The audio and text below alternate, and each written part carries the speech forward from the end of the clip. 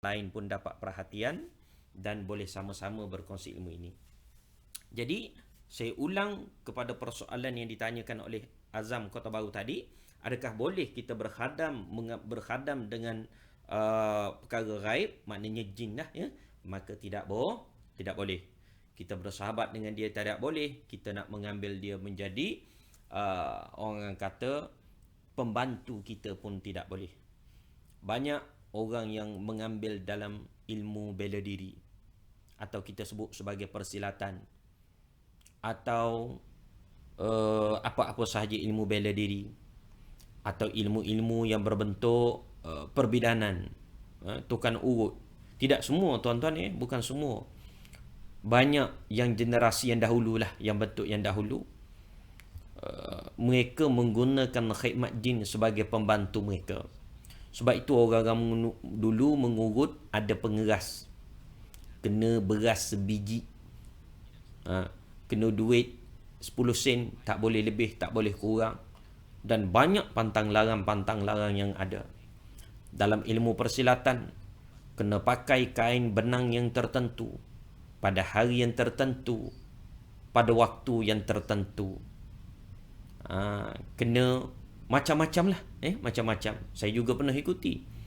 Jadi, adapun yang dalam era moden ini, maknanya kebanyakan ahli terapi ataupun urut ataupun silat pada zaman akhir-akhir ini sudah banyak hal-hal yang dibuang. Maknanya kepercayaan ataupun kaitan kepada benda-benda gaib tadi telah pun dibernikan. Maknanya orang pandai mengurut sebab datang seminar, sebab hadir kursus, mereka ikut ilmu-ilmu kelas-kelas yang diajar, mereka buat praktikal dan seumpamanya. Mereka ada sijil, ada tauliah. Begitu juga orang yang ambil ilmu perubatan, ilmu persilatan, banyak juga dah yang hari ini maknanya dimurnikan. Tidak ada amalan yang pelik-pelik dan seumpamanya. Sebaliknya, semata-mata memberikan fokus ataupun kepada orang kata perlindungan fizikal inilah, kekuatan fizikal ini. Kalau dulu banyak orang boleh berbidan dan mengurut datang daripada mimpi, dia tak belajar, pandai dengan sendiri. Banyak orang boleh bersilat, pandai dengan sendiri. Yang pandai-pandai dengan sendiri inilah yang perlu dicari, yang perlu dimuhasabah. Dari mana gurunya? Atau ada sesuatu yang menggerakkan dia daripada dalam dirinya. Sebab jin, dia boleh menggerakkan sesuatu, dia boleh menggerakkan anggota badan ataupun boleh menggerakkan seseorang lah, bahasa mudahnya. Tapi kalau maknanya tak ada kaitan dengan ilmu jin, maka insya-Allah tidak ada masalah. Baik. Daripada Nurhana Terengganu. Assalamualaikum Ustaz. Waalaikumsalam warahmatullahi. Sekarang saya sudah 1 tahun berkahwin dan memang menantikan zuriat. Berapa malam yang lepas saya ada mimpi menyusukan bayi dan memegang bayi seolah-olah itu bayi saya. Adakah itu pertanda saya terkena saka? Sebelum ini saya juga ada mimpikan tentang bayi itu, tapi tidak menyentuhnya dan hanya melihat dari jauh. Soalan berkenaan dengan mimpi bayi. Tuan-tuan dan puan-puan yang dirahmati Allah, mimpi bayi sangat dekat ataupun sangat lazim dikaitkan dengan gangguan jin. Kalau diperincikan lagi, dia sebahagian besarnya di dalam kategori saka. Tetapi kita tidak mendakwa bahawa puan ada saka. Puan perlu datang ke pusat rawatan untuk diruqyahkan dan kita lihat tindak balas. Sekiranya ada tindak balas, maka menunjukkan dia ada gangguan, maka adalah gangguan. Atau cara yang lebih mudah, tuan-tuan guna mandian bidara, minyak bidara dan minum jus kurbi yang kita telah ikhtiarkan melalui ruqyah daripada kumpulan perawat Persatuan Perubatan Islam Darussalam ini. Kita ruqyahkan bahan itu selama beberapa hari. Bahan-bahan ini tidak ada SLES, tidak ada chemical, 100% organik, tidak ada pewarna, tidak ada pewangi, tidak ada mentol yang menyebabkan rasa hangat-hangat panas macam tu. supaya kita boleh membezakan bila kita mandi dengan mandian bidara ini, bila kita sapu dengan minyak bidara ini, minyaknya sejuk, mandiannya pun sejuk. Tetapi bila kita mandi, maka kita terasa panas, ada orang terasa pijar, ada orang terasa tajam, ada orang terasa gatal, ada orang terasa pedih. Maka itu menunjukkan ada sesuatu yang tidak kena dalam badan dia, ataupun bahasa yang lebih mudah saya sebut, dia ada gangguan jin. Yang sakit itu adalah jin, tetapi oleh kerana jin berada dalam tubuh kita, maka kita turut terasa sakit. Jin duduk berada di tempat yang roh boleh mengalir ataupun adanya roh. Nabi sebut dalam hadis bahawa jin itu mengalir dalam darah-darah anak Adam. Jin tidak berada di tempat yang tidak ada roh. Mana tempat yang tidak ada roh dalam badan kita? Antaranya rambut. Kemudian yang keduanya adalah kuku. Kuku itu tidak ada roh. Sebab itu dipotongnya tidak sakit. Rambut pun begitu juga. Sebab itu dua yang demikian boleh dipotong dan memang selalu dipotong-potong. Termasuklah bulu kemaluan, semua bulu-bulu roma, macam tu. Sebab itu kita tidak ada produk yang berbentuk macam shampoo bidara. Tak ada masalah kalau untuk tujuan kesihatan. Saya bukan menafikan untuk tujuan kesihatan umum mungkin terpulang lah ya. Tetapi kalau untuk masalah gangguan, kita tidak sapu shampoo bidara ke atas kepala kita untuk kesan adanya jin. Sebab jin ini bila dia masuk dalam tubuh manusia, tempat pertama yang dia ganggu adalah otak, yang menyebabkan kita pening, yang menyebabkan kita lemah semangat, yang menyebabkan kita down, yang menyebabkan kita panas baran, yang menyebabkan kita emosional, yang menyebabkan kita tak stabil, ganggu kawal emosi kita. Kadang-kadang rasa sedih, gelisah, tak tahu nak kata. Kadang-kadang duk fikir nak mati. Baru minggu lepas saya kat Melaka, pergi sampai duduk bawa anak jalan-jalan kat Zoom Melaka. Kebetulan ada kenduri kat sana. Seorang pakcik daripada Raut telefon, Assalamualaikum Ustaz, nak bercakap. Sila pakcik kata, tolonglah Ustaz. Dia kata saya ni pakcik ni tak tahulah kenapa. Pakcik Abbas nama dia. Tak tahulah kenapa dia kata duk menangis tiap-tiap petang. Seminggu dah Ustaz, kata pakcik, sebelum ni berlaku macam ni kok. Dia kata tak, seminggu ni je tiba-tiba duk menangis, sedih, duk nak ingat pada mati. Duk ingat nak mati, lepas tu duk gelisah, tak boleh duduk. Saya dengar pun sayu. Kata tak apa pakcik, sabar banyak-banyak, banyakkan baca Al-Quran. Baca Yasin sebagai penawar diri. Dia kata ada tak apa-apa amalan? Kata pakcik, kita ada buku amalan kendiri yang dikeluarkan oleh Pusat Rawatan Islam Darussalam, RM8 boleh beli. Pakcik cuba minum jus kurbi. Kalau ada benda-benda yang berkait dengan benda-benda luar ni, sebab dia berubah tiba-tiba. Kita tanya ada ke? Sebab kok kadang-kadang orang ni boleh berubah sebab mati isteri yang dah hidup 50-60 tahun bersama, mungkin dia terkejut dan sebagainya. Dia tak ada, dia kata tiba-tiba je rasa. Jadi dia pun order 2 botol jus kurbi, siap bayar lebih lagi sedekah. Dia order 2 botol jus kurbi. Kemudian bila sampai tu sehari selepasnya ke anak dia telefon balik, Alhamdulillah lah ayah dia minum tapi baru. Saya tak dapat lagi lah feedback yang lebih lanjut, tapi anak dia maknanya telefon kata dah minum, Alhamdulillah, nampak macam tenang sikit, lebih kurang lah, baru minum. Jadi saya pun tak tanya khabar balik lagi. Baru minggu lepas berat hari apa, maknanya 4-5 hari barulah. Jadi benda tu pun baru sampai 2 hari. Jus tu pun baru sampai 2 hari, jus kurbi. Jadi tuan-tuan, maknanya antara gangguan jin itu dia begitu. Kadang-kadang dia rasa gelisah, kadang-kadang dia rasa serba tak kena, dia rasa sedih. Ada orang tengah malam tak boleh duduk tidur, pejam celik, tak tahu fikir apa. Itu juga termasuk tanda-tanda gangguan. Jadi maknanya menyusukan bayi tadi. Kita kembali kepada soalan tadi. Kita kembali kepada soalan menyusukan bayi atau memegang bayi tadi, memang dia sangat dekat dikaitkan dengan tanda-tanda gangguan. Dan saya ingatkan bahawa kita tidak menuduh bahawa memang pun ada saka, memang pun ada jin, tidak. Tapi ia tanda. Maknanya tanda ni, kalau ayam berkokok, tanda masuk waktu pagi. Kalau ayam tak berkokok pun pagi juga. Jadi ada orang ada tanda-tanda, memang ada gangguan. Ada orang tak ada tanda-tanda, tengok-tengok ada gangguan juga, pun boleh berlaku. Baik. Okey, saya tengok di komen sekejap kalau ada soalan-soalan daripada tuan-tuan. Terima kasih sekali lagi saya ucap kepada semua yang menonton. Jangan lupa kalau tolong share dan juga tolong tag ataupun kongsi kepada rakan-rakan, mudah-mudahan boleh bantu bersama insya-Allah. Okey, sekejap Kadang-kadang duk cakap-cakap ni tak perasan. Ada yang bertanya, banyak bagi salam. Waalaikumsalam, saya jawab semua sekali. Mudah-mudahan Allah memberi kebaikan kepada kita semua. Jadi, kemudian soalan daripada Ummu Terengganu. Katanya, Assalamualaikum Ustaz, apakah berdosa seorang isteri yang tidak mendekati suaminya kerana suami itu ada membela makhluk halus? Isteri seorang yang kuat ibadah. Ni bab fiqah ni. Kena rujuk kepada ahli fiqah. Isteri seorang yang kuat ibadah, apabila dilihat sesuatu yang pelik pada suami, mungkin dimakbulkan. Apabila dilihat sesuatu yang pelik pada suami, mungkin dimakbulkan Allah akan doanya.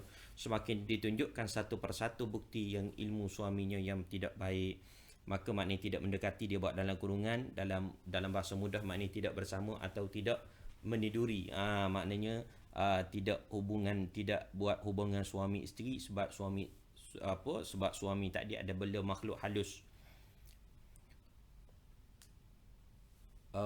Tanggungjawab ataupun kewajipan isteri kepada suami dalam hal nafkah batin tadi suatu perkara yang berbeza dengan masalah suami tadi membela jin. Suatu perkara yang berbeza. Maka tidak boleh dah. Maknanya walaupun kita dapati suami kita ni macam pelik je, beramal benda yang pelik-pelik, ataupun dia menyebut terang-terang kepada kita bahawa dia bela sesuatu, maka tanggungjawab ataupun nafkah ataupun kewajipan kita dalam melayani dia, dan dia ada hak sebagai suami ke atas kehendak batin kepada kita selaku isteri, maka kita tetap kena layan dia. Puan boleh rujuk juga kepada ahli fiqh ataupun orang yang lebih alim, tetapi inilah pandangan ataupun jawapan yang saya boleh berikan. Jadi dia suatu perkara yang berbeza sebab bab tu berbeza. Lainlah kalau dia ajak bersama, sebelum bersama tadi ada aktiviti pemujaan, ada bacaan benda yang pelik-pelik, dan seumpamanya, maka yang tu boleh dan layak ataupun haruslah kita menolak untuk bersama dengan suami tadi. Tapi kalau bersama dalam keadaan yang biasa, tak ada kaitan dengan benda-benda jin, cuma dia tu dalam amalan dia jahat, itu lain. Itu tak boleh, kita tetap kena memberikan hak dia tadi. Begitu. Cuma pandai-pandailah kalau kita nampak suami kita ini tidak baik atau beramal dengan benda-benda yang salah ini, seperti kita buatkan ugut, ataupun kita sebut kalau abang duk beramal lagi benda-benda pelik tu, saya tak nak tidur dengan abang. Maknanya supaya dia ambil tadi sebagai peringatan nasihat. Tapi bukan bermakna kita memberikan itu satu syarat ataupun kehendak dia, kita aku tak akan tidur sebab dia beramal dengan benda. Tak boleh. Adakah kalau suami itu seorang buat benda yang tidak baik, kita tahu dia tu bercakap selalu menipu. Cakap menipu kan berdosa juga. Cakap banyak kelentong kawan-kawan, menipu je, temberang je kerja dia. Maka kita tak nak tidur dengan dia. Sebab suami saya itu penipu, Ustaz. Tak boleh. Lain. Dia bab yang lain. Kalau dia menipu kita, jom sama malam ni, lepas tu tak nak, asyik tiap-tiap malam menipu, itu mungkin lain dah. Tapi bahasa mudah saya sebut, maknanya dia bab yang berlainan. Kita kena memenuhi kehendak tadi, melainkan dalam aktiviti tadi ada aktiviti-aktiviti ataupun hal-hal yang melibatkan dengan amalan-amalan yang ghaib atau pemujaan atau sesuatu yang berkait dengannya lah. Sama ada baca ke nak bersama tadi, dia perasap kemenyan dulu untuk memuja jin. Itu benda-benda yang tak dibolehkan. Itu benda-benda yang maknanya harus kita tak nak bersama dengan dia. Baik, kita jawab soalan-soalan yang di sini. Ada yang bertanya daripada Azam Baru, salam Ustaz, wafak tuafa, hukum dia macam mana? Baik, persoalan wafak ini adalah satu bicara yang luas. Sebab dia perlu dilihat lebih detail kepada maksud dia. Jadi kita tak boleh, saya tak berani nak hukum secara sama rata.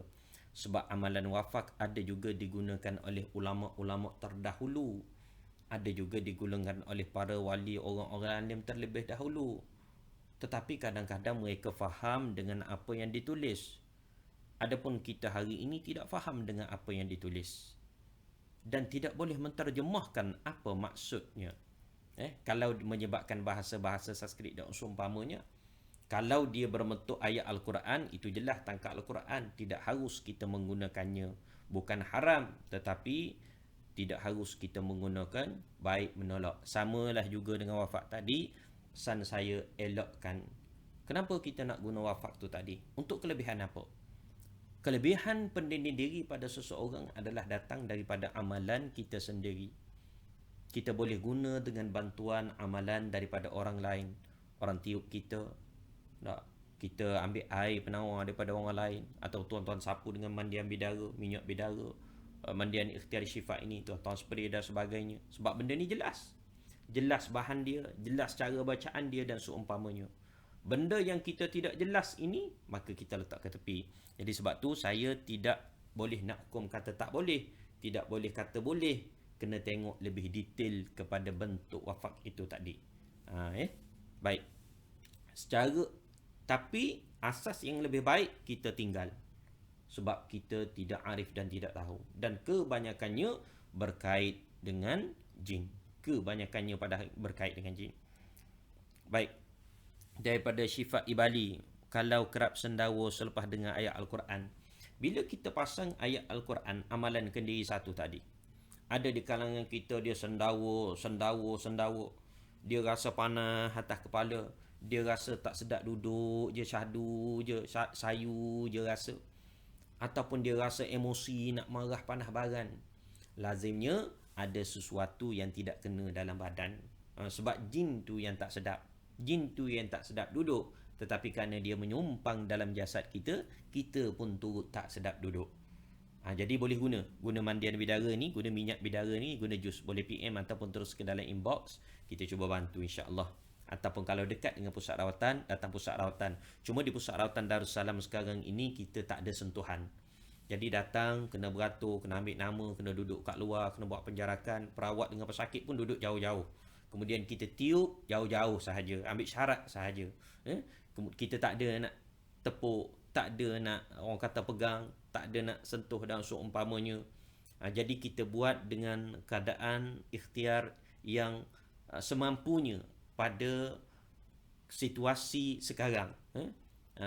Atas orang kata sebab-sebab daripada penguatkuasa dan sebagainya, dan nak mengelakkan daripada mudarat yang lebih besar atas isu COVID-19 sekarang lah, maka kita ambil jalan tu. Sebab bila tiupan dia air liur, jadi kita pun tak sentuhan lagilah, dah jadi kontak rapat. Jadi kita baca macam tu. Jadi kalau tuan-tuan yang tak dekat ataupun susah nak datang, boleh gunakan mandian bidara, minyak bidara ikhtiar syifa ini yang kita rukyahkan daripada kumpulan perawat kita insya-Allah.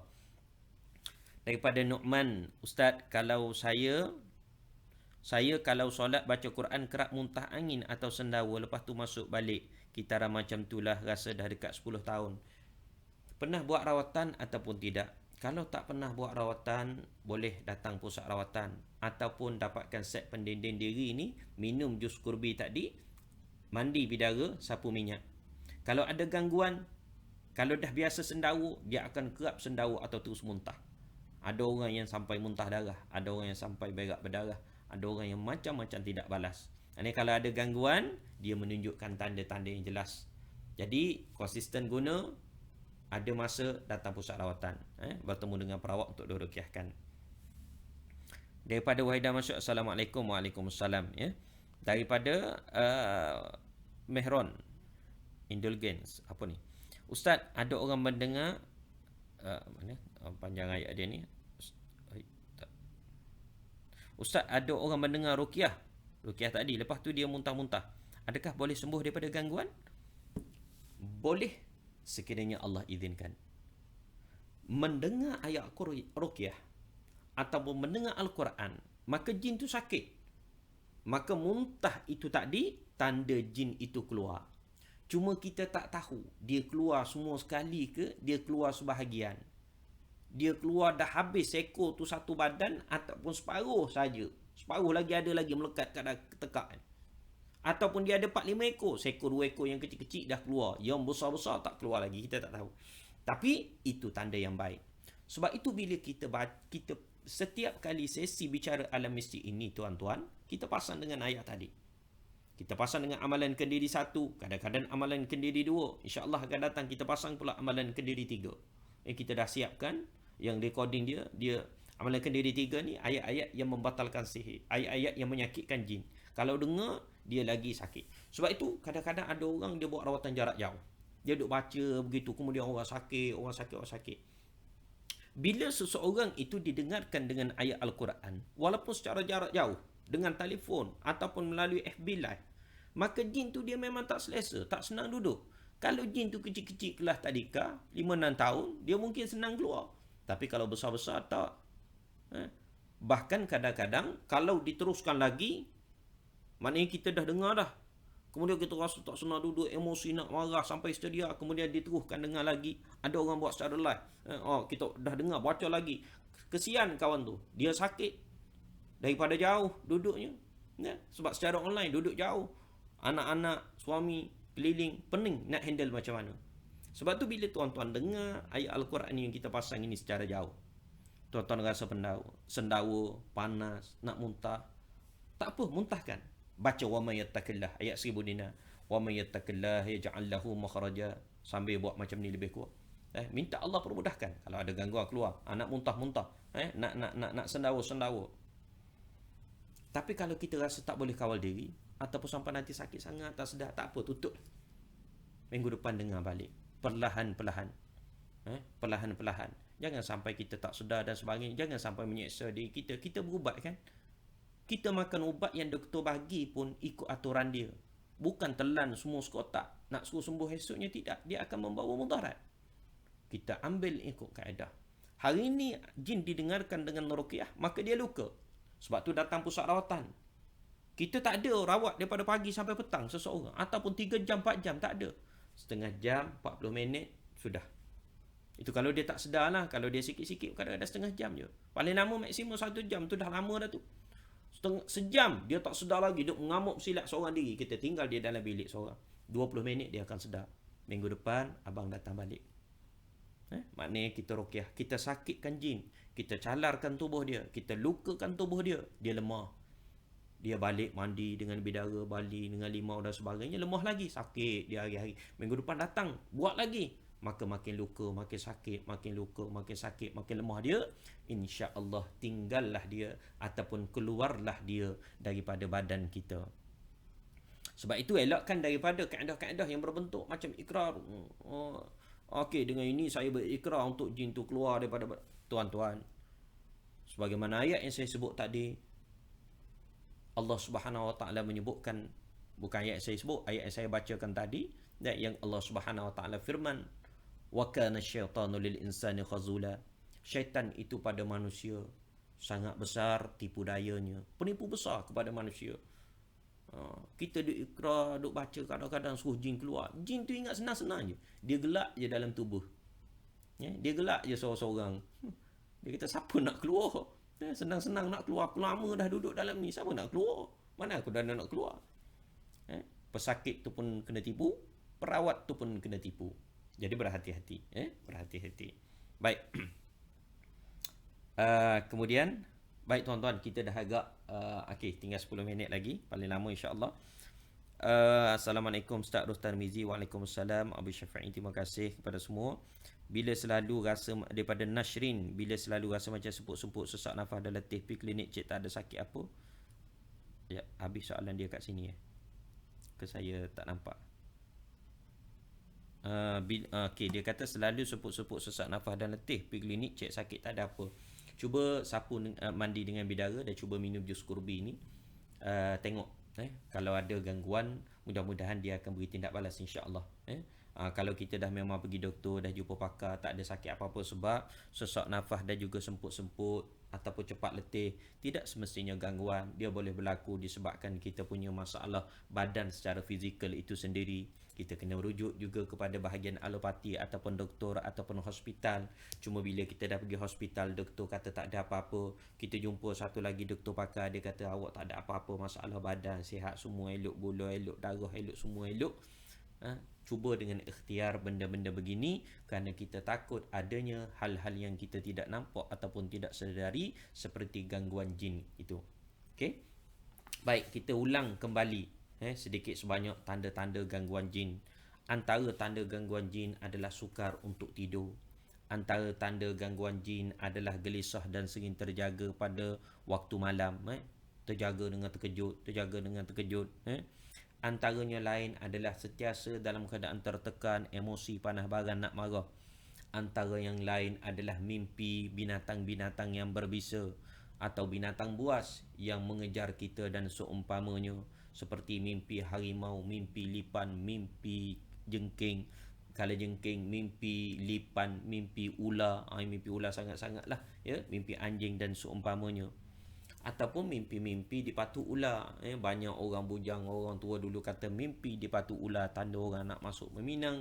Hakikat banyak yang berlaku mimpi dipatu ular, ada sesuatu sihir yang dihantarkan. Baik. Kemudian ketawa ataupun menangis ataupun menjerit ketika tidur. Kemudian juga kalau mimpi tadi, mimpi-mimpi seperti mimpi gereja, mimpi tanah kubur, mimpi sampah, mimpi mayat. Saya minggu lepas sekali, biasalah kadang-kadang dia datang mengacau-ngacau gitu kan dalam mimpi. Mimpi mayat, banyak mayat-mayat depan saya, penuh kili kelalang depan saya. Saya jalan-jalan, mayat, ini tercabut kepala. Keluar, kita pun sedar tiup apa semua sebelah kiri. Ada lah benda mengacau-ngacau begitulah sebab kadang-kadang jin ni kalau dalam mimpi tidak semestinya dia masuk dalam tubuh kita, tetapi dia mengganggu kita. Tetap mengganggu. Kalau jadi perawat biasalah, siapa-siapa yang pengalaman dalam perubatan merawat, hatta saya duduk di Ikhtiar Syifa, walaupun di pusat rawatan saya tidak begitu aktif dalam buat rawatan, maka oleh kerana kita banyak bantu orang yang ada gangguan ini dengan kita berikan produk yang saya pun ada, saya perukiahkan, perawat perukiahkan ini, maka jin tu dia datang mengganggu. Ada orang datang pejabat, dia duduk kat sini, tempat saya duduk sini.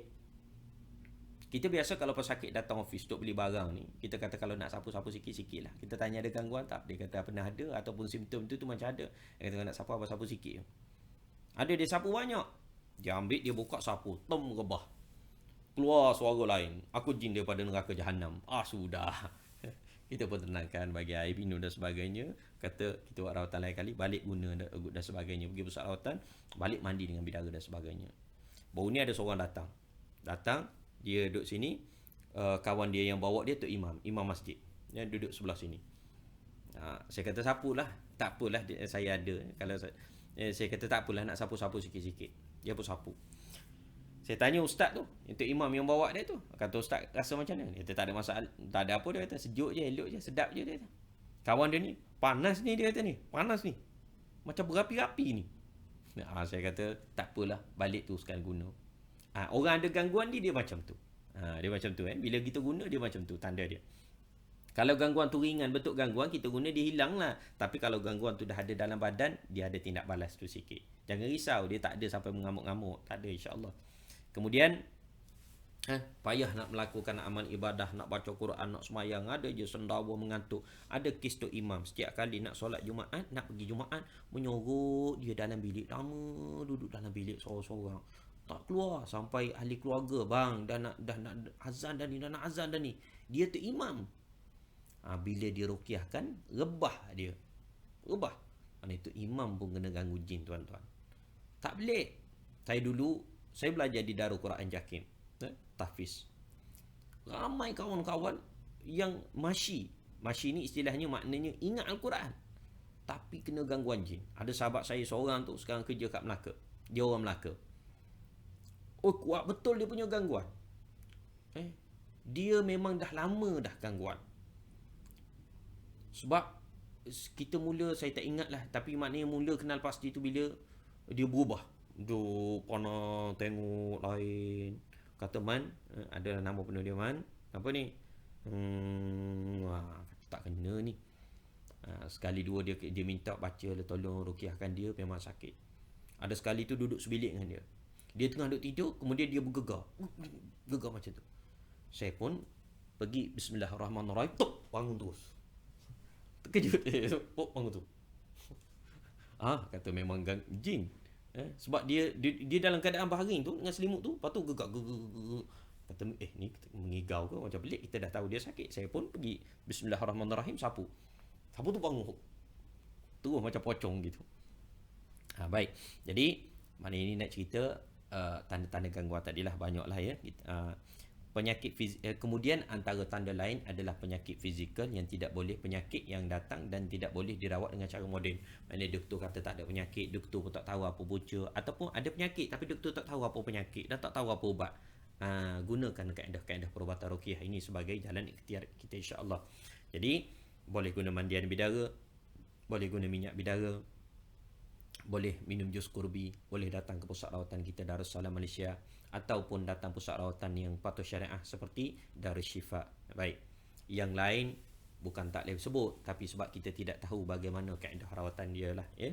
Baik, dan banyak lagi tanda-tanda gangguan lah, seperti sukar mendapat jodoh, sukar mendapat anak, mimpi menyusukan bayi. Ini tanda-tanda dalam fizikal secara jelas. Jadi tanda-tanda kita sebut tanda-tanda apa? Tanda-tanda dalam mimpi.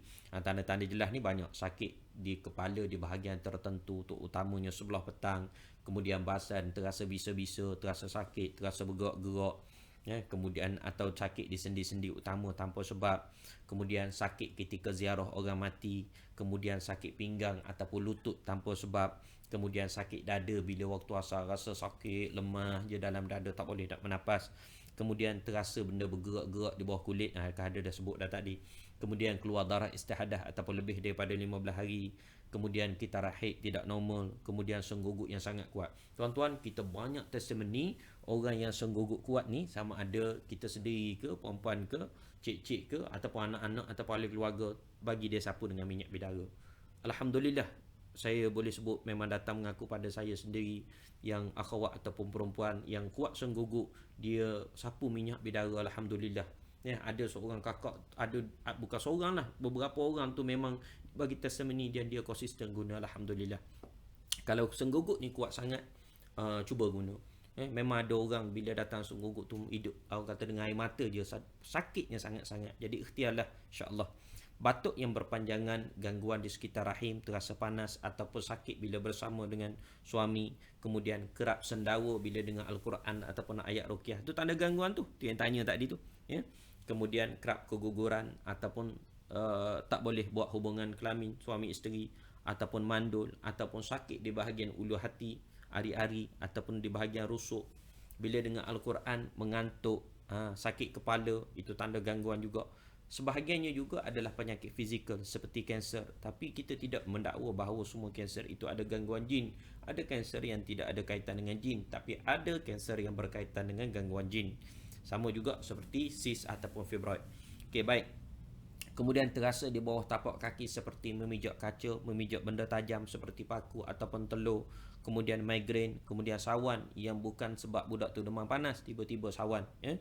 Okey, kemudian melihat jin secara terus, kerap kali nampak kelibat. Kemudian seperti kita mendengar, ini masuk dalam bab rumah. Minggu lepas, sebelum ni kita ada nak cerita tentang tanda gangguan rumah. InsyaAllah akan datang tuan-tuan InsyaAllah tanda-tanda gangguan di rumah yang lebih detail kita cerita. Cuma maknanya mudahnya rumah yang nampak kelibat, yang bunyi air, bunyi guli. 2 hari lepas ada dalam kita punya grup perawat ataupun pesakit Darussalam tu, tunjuk gambar, dia tunjuk rakam video tengah hari bunyi air, guli, bunyi tong tong tong tong tong guli. Kita banyak tuan-tuan kalau nak share video-video yang benda-benda macam ni banyak, tapi kita tak share biasanya supaya tuan-tuan tidak salah, tidak datangnya fitnah dan seumpamanya lah. Bila sakit kita merawat. Baik. Gatal pada kulit tertentu, terutama pada tengah malam, demam yang berpanjangan ataupun muntah darah, dan adalah sebahagian-sebahagian lagi yang saya sebut tu yang banyak berlaku bagi orang yang ada gangguan jin. Lazimnya itulah tanda-tanda yang banyak berlaku. Jadi apa nak buat bila ada tanda-tanda tadi? kita boleh datang pusat rawatan yang patuh syariah, datang pusat rawatan kami di Darussalam Malaysia, di Gombak kita ada, di Seremban kita ada, di Johor kita ada, di Kelantan kita ada. Ataupun ada cara yang kalau tuan-tuan susah nak beratur, tambah-tambah sekarang kita tak sentuh pesakit, yang tuan-tuan rasa malas, lambat. Sebab orang nak datang pusat rawatan ni, kalau ada jin dia nak datang tak jadi, nak datang tak jadi, setahun tak jadi-jadi.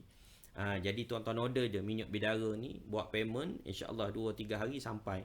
Minyak bidara, mandian bidara, jus kurbi, kita ada amal spray untuk pagar rumah, kita ada foam sebagai lotion alternatif, kita ada 5 produk secara lengkap. Tapi kita akan recommend lah mana yang sesuai. Kita tak paksa tuan-tuan beli semua.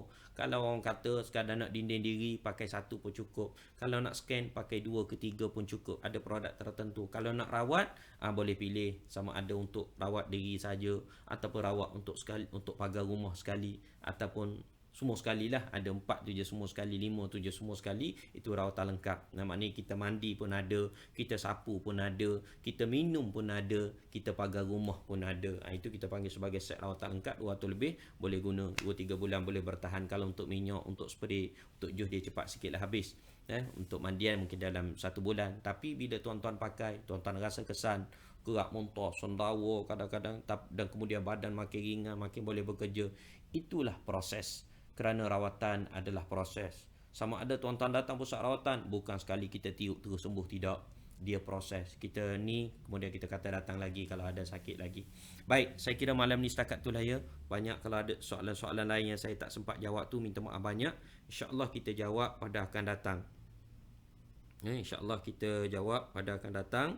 Saya ucap terima kasih pada semua yang menonton. Ada lagi soalan-soalan lain, tapi insyaAllah kita sambung ataupun kita kongsi akan datang. Saya ucap terima kasih kepada semua yang menonton dan terus support kami. Dalam masa yang sama juga, kita maklum kita ada buka bulan ni, iklan rasmi tak keluar lagi, tapi dah ada 450 penyertaan untuk mereka yang berminat untuk menjadi sebahagian daripada usahawan dalam menjadi dropship ataupun ejen ikhtiar syifa kita selama 3 tahun.